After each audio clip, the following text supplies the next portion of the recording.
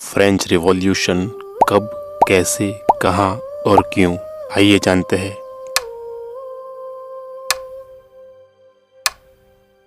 Paris से 19 kilometre दूर वारसाई के इलाके में 17वीं सदी में बना एक महल मौजूद है। हर साल लगभग 80 लाख के करीब सयाह या मुसाफिर इस महल को देखने आते हैं। ये वो महल है जिसने 200 साल पहले एक बहुत बड़ी क्रांति या इनकलाब का नजारा किया था। लेकिन जिस इनकलाब का इस महल ने नजारा किया उसकी वजह भी ये महल ही था। आखिर एक महल ने दुनिया का इतिहास कैसे बदल दिया, यही सब जानेंगे इस नई फ्रेंच रिवॉल्यूशन या फ्रांस की क्रांति पर बनी सीरीज में। मैं हूँ चौहान वसीम और ये फ्रेंच रिवॉल्यूशन की वो कहानी है जिसने पूरी दुनिया को बदल कर रख दिया। इस दास्तान की शुरुआत 300 साल पहले के पेरिस में हुई थी। उस वक्त पेरिस आज जितना मॉडर्न नहीं था, लेकिन फिर भी अपने जमाने के उसूल और तकाजों के मुताबिक तरक्की याफ्ता या डेवलप्ड तो था ही। 5 लाख की आबादी के साथ इसे यूरोप का सबसे बड़ा शहर होने का एजाज भी हासिल था। शहर के इर्द गिर्द हिफाजती दीवार बनी थी और इसके बीच में सेन नदी बहा करती थी। शहर में सारी हलचल या तो नाव कश्तियों के जरिए होती थी या फिर इसकी सड़कों पर बग्गियां और बैलगाड़ियां चलती थी। यहाँ के अमीर लोग पालकियों में सफर करते थे, जिन पालकियों को इनके नौकर या गुलाम कंधों पर उठाए रहते। शहर से कुछ ही दूर घना जंगल था। फ्रांस का बादशाह लुईस द 14 इस जंगल में शिकार खेलने जाता था। जंगल में वारसाई के मुकाम पर जहाँ पर कभी एक गांव हुआ करता था, वहीं पर लुईस के बाप दादाओं ने एक बंगला बनवा रखा था। जब ये नौजवान बादशाह शिकार के लिए निकलता तो वो इसी बंगले में आराम करता था। लेकिन शिकार के अलावा भी लुईस की 2 ऐसी ख्वाहिशात थी जिनके बारे में वो हर वक्त सोचता रहता था।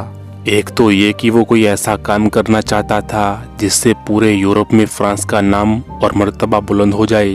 दूसरा ये कि वो किसी तरह अपने साजिशी दरबारियों को कंट्रोल कर सके, जो दरबारी हर वक्त लुईस की हुकूमत का तख्ता उलटने की साजिशें और कोशिशें करते रहते थे। इन्हीं दोनों बातों के बारे में सोचते सोचते आखिर बादशाह लुईस के दिमाग में एक आइडिया या तरकीब आई जिससे सांप भी मर जाता और लाठी भी न टूटती। लुईस द 14 ने वारसाई में बने बंगले की जगह एक शानदार महल बनाने का फैसला कर लिया। इसकी ख्वाहिश थी कि यह महल ग्रीक या यूनानी आर्ट के मुताबिक तैयार कराया जाए और इसके पीछे वजह यह थी कि यह दौर यूरोप के रेनेसांस या पुनर्जागरण काल का दौर था, जिसमें ग्रीक आर्ट और कल्चर यूरोप के घर घर में फैल रहा था। यूरोप के बहुत से फनकार और पेंटर्स ग्रीक आर्ट की ही नकल कर रहे थे और लुईस द 14 जो यूनानी या ग्रीक आर्ट के दीवाने थे, उनको आर्ट में माहिर फनकार, कारीगर और पेंटर्स ढूंढने में कोई मुश्किल पेश नहीं आई। शुभ साल 1661 में महल की बनावट का काम शुरू हो गया। सबसे पहले तो 15,000 मजदूरों ने दिन रात मेहनत करके 700 कमरों का एक शानदार महल तैयार कर लिया, जिसमें 2000 फव्वारे और 1.5 लाख पौधे भी लगाए गए थे। फिर फनकारों और पेंटर्स ने इस महल को सोना चांदी और कीमती पत्थरों से बनाई गई बेशुमार मूर्तियों और रंगीन तस्वीरों से खचाखच भर दिया। महल की तकरीबन हर कमरे की दीवारों, यहाँ तक कि छतों तक को तस्वीरों और दिलकश नक्शो निगार से सजा दिया गया। इन मूर्तियों और तस्वीरों में ग्रीक देवताओं और फ्रांस के शाही खानदान को दिखाया गया था।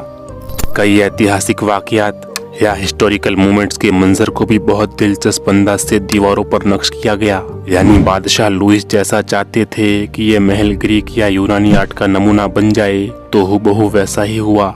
आज भी इस महल को फ्रांस का रेनेसांस या पुनर्जागरण का शाहकार या खजाना माना जाता है। लेकिन महल की शानो शौकत सिर्फ ग्रीक या यूनानी आर्ट पर ही खत्म नहीं हो गई, बल्कि इसमें जो कीमती सामान रखा गया वो तो इससे भी बढ़कर था। यहाँ तक कि इसमें सोने की कड़ियाँ भी बनवाई गई। इनमें से एक कड़ी तो इतनी जबरदस्त थी कि हर 1 घंटे बाद इसमें से बादशाह की मूर्ति निकलती और ऊपर से एक फरिश्ता इस मूर्ति पर ताज पहना देता। जब साल 1682 में इस महल को शाही खानदान की रहायश के लिए खोला गया तो यूरोप पर से बादशाह, उमरा और शहजादे महल में आए और इसकी शान शौकत के दीवाने हो गए। इनमें से कुछ शाही लोग तो इससे इतने मुतासिर हुए कि अपने मुल्कों में वापस जाकर इस महल की नकल तैयार करवाने की कोशिश की। वारसाई के शाही महल की नकल का काम यूरोप में सदियों तक चलता रहा, लेकिन कोई भी नकल असल महल की तरह मकबूल नहीं हो सकी। वारसाई का ये महल फ्रांस की वैसे ही पहचान था जैसे ताजमहल हमारे हिंदुस्तान की पहचान है। दिलचस्प बात यह है कि ताजमहल की बनावट भी वारसाई के महल से सिर्फ 30 बरस पहले ही पूरी हुई थी। वारसाई के महल के बनने से बादशाह का पहला ख्वाब तो पूरा हो गया, यानी फ्रांस का नाम पूरे यूरोप में मशहूर हो गया। अब दूसरा मकसद था साजिशी दरबारियों को कंट्रोल करना। बादशाह के दरबारियों की तादाद 10,000 के करीब थी और ये फ्रांस के सबसे ताकतवर लोग थे। बादशाह लुइस ने इन दरबारियों को यह हुक्म दिया कि वो सब लोग भी इसी महल में आकर रहना शुरू कर दे, क्योंकि वारसाई के महल में 20,000 लोगों के रहने की जगह और सुविधा मौजूद थी। जब दरबारी महल में आकर रहने लगे तो बादशाह लुइस ने इन्हें पार्टियों, शिकार और दूसरे खेलों में उलझा दिया। ये सब लोग अब हर वक्त बादशाह की नजरों के सामने थे और बादशाह के जासूस भी इन पर नजर रखते थे। बादशाह के दरबारी तो ठाठ से रहते ही थे, लेकिन खुद बादशाह भी किसी से कम नहीं था। जी हाँ, बादशाह के हवाले से एक इतिहासकार स्टीफन क्लार्क ने तो हैरत अंगेज दावा किया है। इतिहासकार क्लार्क ने अपनी किताब the French revolution what went wrong में लिखा है कि बादशाह जब सुबह उठकर बाथरूम जाता तो इसके दरबारी इसके रास्ते में खड़े होकर इसका दीदार करते थे। राजा को बाथरूम जाते देखना इनके लिए ये मंजर इतना बड़ा एजाज था कि इसे देखने के लिए वो शाही खजाने को पैसे देते थे। आपको यकीन नहीं आएगा, लेकिन जी हाँ, इसी तरह से दरबारियों ने शाही खजाने को जो रकम दी वो उस वक्त की फ्रांसीसी करेंसी में 2 लाख लिवरेज थी। ये इतनी ज्यादा रकम थी कि इससे फ्रांस के अंदर 1000 बड़े घर खरीदे जा सकते थे। तो ये थे शाही महल के तौर तरीके, जिसमें बादशाह और दरबारी दोनों ही अय्याशी में मसरूफ थे और किसी भी बगावत की वजह खत्म हो गई थी। यानी बादशाह लुइस का दूसरा मकसद भी पूरा हो गया। लुइस द 14 की स्कीम तो कामयाब हो गई थी, लेकिन फ्रांस को इसकी बहुत भारी कीमत चुकाना पड़ी थी। वो ये कि शाही महल की तामीर और इस पर होने वाले खर्चे ने फ्रांस का आधे से ज्यादा खजाना खाली कर दिया था। और इससे भी बड़ा नुकसान ये था कि महल पर जो खर्च उठ रहा था वो मुसलसल और लगातार चल रहा था। यानी महल में रहने वाले 10,000 दरबारियों के खाने पीने से लेकर हर तरह की अय्याशी देश के खजाने पर हो रही थी। ये लोग अपनी जेब से 1 रुपया भी खर्च नहीं करते थे। नतीजा ये निकला कि शाही खानदान और दरबारियों का लाइफ स्टैंडर्ड बरकरार रखने के लिए बादशाह को या हुकूमत को कर्जे तक लेना पड़ गए। फ्रांस के कौमी खजाने की इस तबाही का सारा खामियाजा जनता के आम लोगों ने भुगता। हुकूमत के पास अब अपनी जनता पर खर्च करने के लिए कोई बड़ी रकम ही नहीं थी, बल्कि शाही खजाने की कमी पूरी करने के लिए उल्टा आम लोगों पर ही, अपनी जनता पर ही भारी भरकम टैक्स लगा दिए गए थे। एक तरफ जहां वारसाई के महल में रहने वाले लोग अमीर से अमीरतर होते जा रहे थे, वहीं दूसरी तरफ इनकी आवाम यानी जनता गरीब से गरीबतर होती जा रही थी। नतीजा ये निकला कि वारसाई के जिस महल को पूरे यूरोप में फ्रांस की शान और शौकत की अलामत समझा जाता था, वही महल फ्रांस की जनता की नजर में जुल्म जबर और घपले घोटाले की एक निशानी बनकर रह गया। बहरहाल लुइस द 14 को कभी अपनी जिंदगी में यह एहसास भी नहीं हो सका कि उसकी जनता के अंदर नफरत का लावा उबल रहा है। इसलिए बादशाह लुइस ने अपनी जनता की जिंदगी या बेहतर करने के लिए कोई खास कोशिश या काम भी नहीं किया। वो 72 ईयर्स 72 साल हुकूमत करके 1715 में वारसाई का महल और ये दुनिया दोनों छोड़ गया। उनका बेटा लुइस डॉफिन ऑफ फ्रांस और पोता लुइस ड्यूक ऑफ बुर्गुंडी दोनों मर चुके थे। सितम जरीफी देखिए कि लुइस द 14 खुद भी 4 साल की उम्र में बादशाह बना था और इसकी मौत के बाद इसका 5 साल का परपोता लुइस द 15 के नाम से तख्त पर बैठा। जाहिर है इस 5 साल के बच्चे ने कौन सा राज करना था। वो तो इतनी छोटी सी उम्र का था कि जब यूरोप के दूसरे बादशाह फ्रांस के दौरे पर आते तो वो इस छोटे से 5 साल बादशाह को गोद में उठा लेते थे। यकीन नहीं आ रहा ना आपको? तो ये मशहूर जमाना तस्वीर देखिए। ये उसी जमाने की यादगार है जिसमें रूस के शहंशाह पीटर द ग्रेट ने फ्रांस के 5 साल बादशाह को अपनी गोद में उठा रखा है।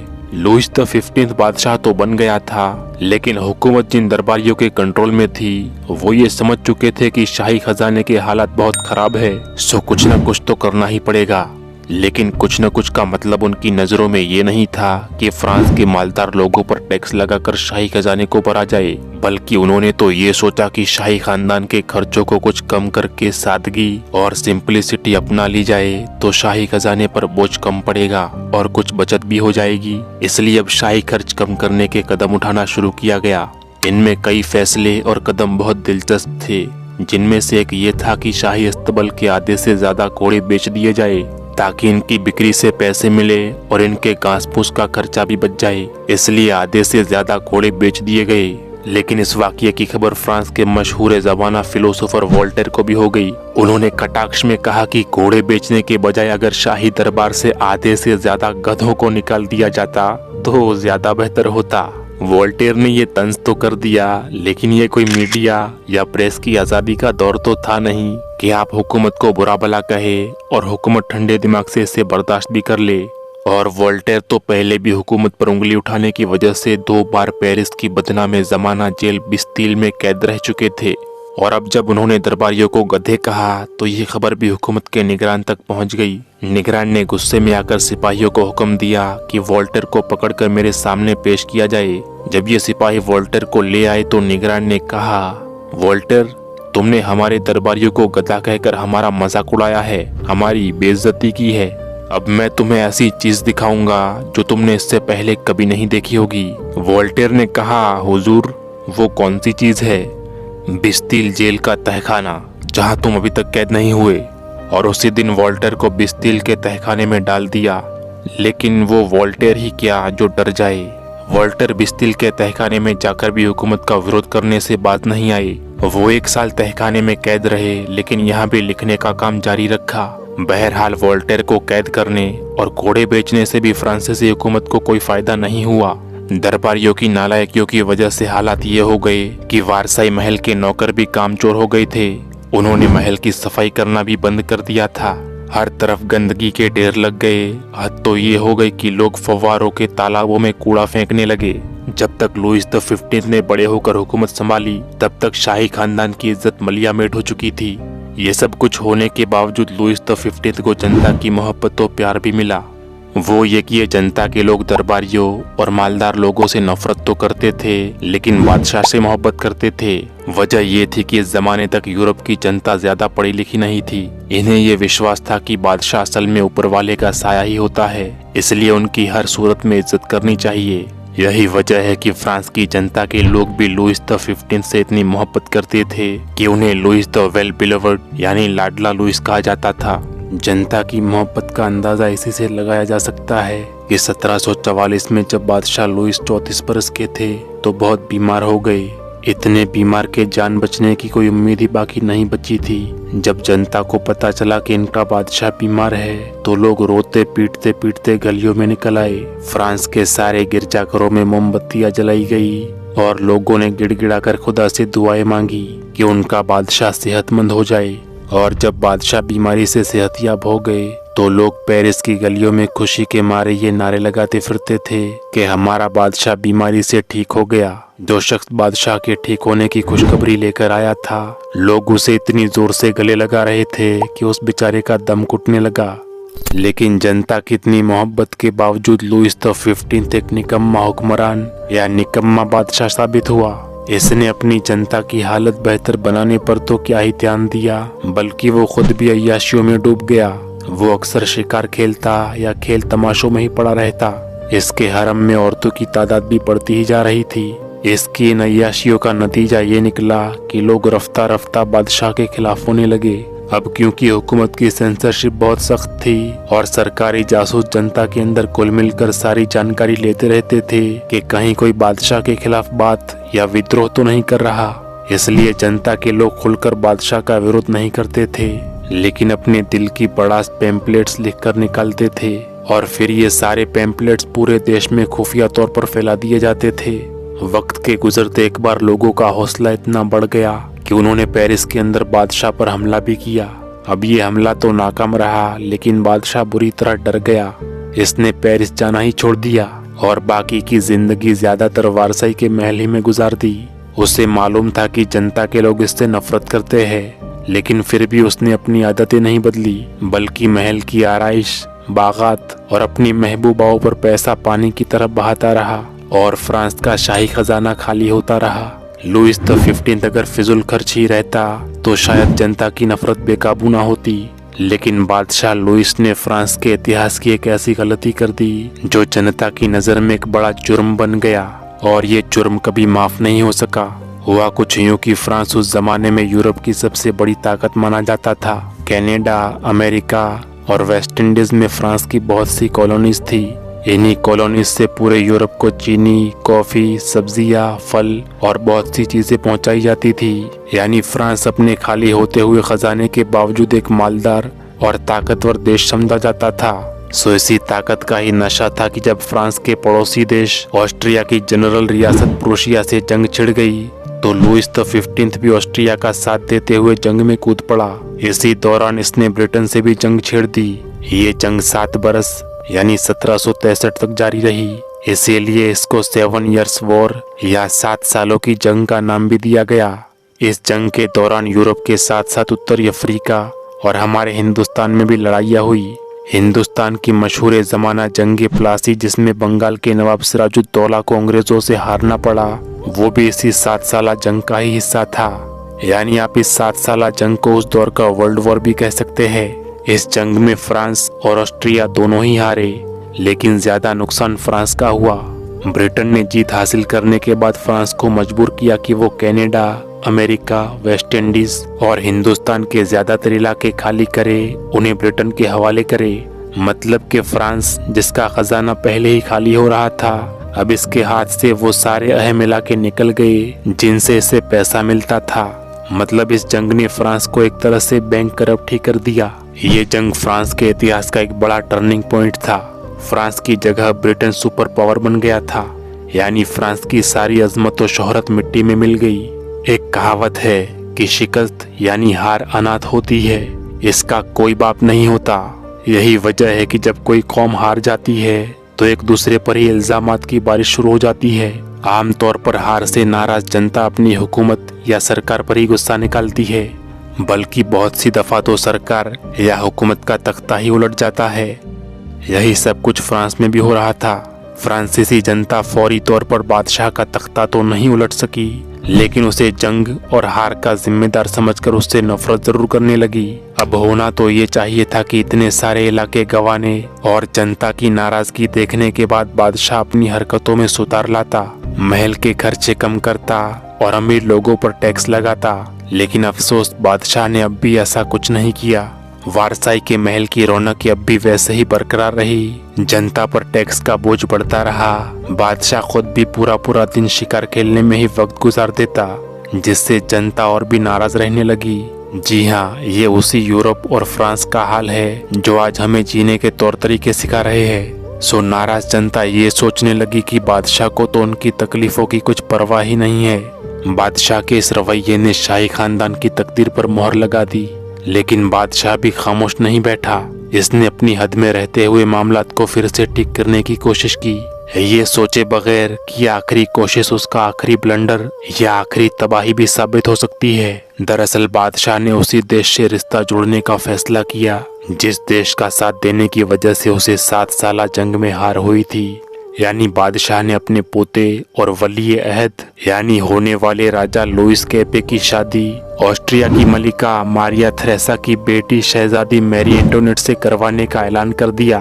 इसके पीछे इसकी सोच ये थी कि जब आने वाले वक्त में इसका पोता बादशाह बनेगा तो इसे हर जंग में ऑस्ट्रिया से मदद जरूर मिलेगी।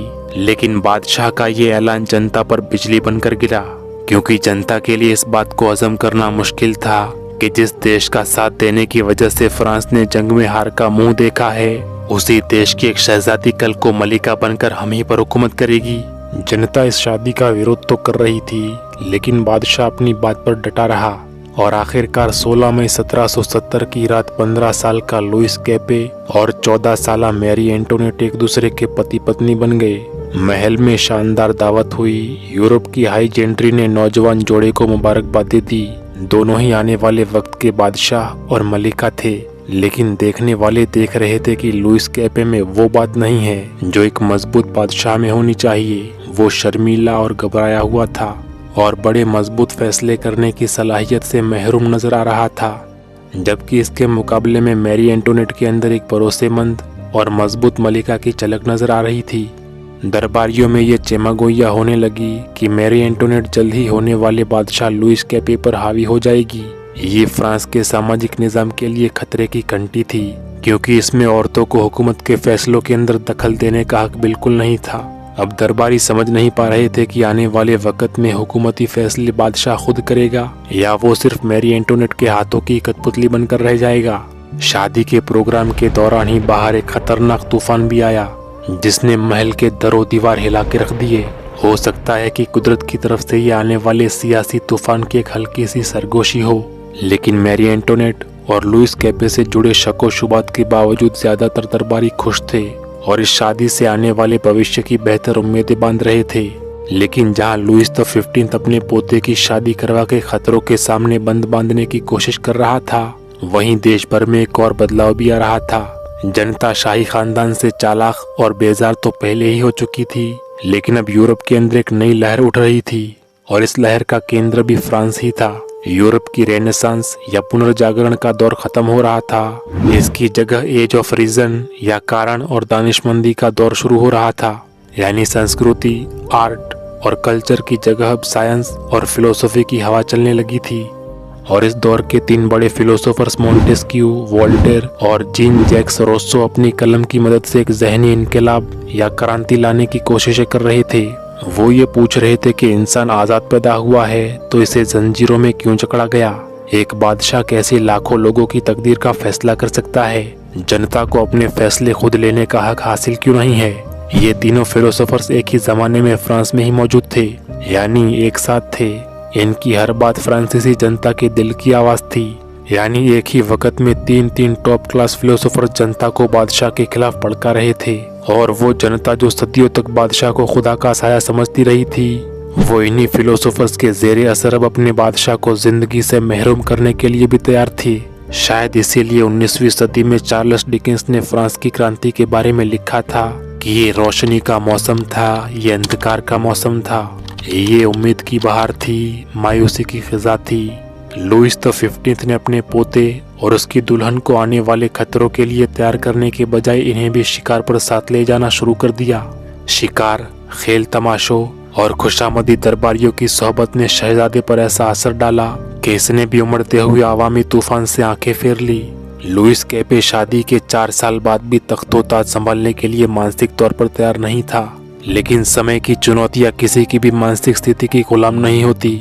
लुइस कैपे को भी अचानक हुकूमत का बोझ और जिम्मेदारी उठानी पड़ी। दरअसल हुआ कुछ यूं कि बादशाह अचानक एक दिन बीमारी के बावजूद शिकार खेलने चला गया, लेकिन जब तबीयत ज्यादा बिगड़ गई तो इसके मुहाफिज से वापस शाही महल में ले आए।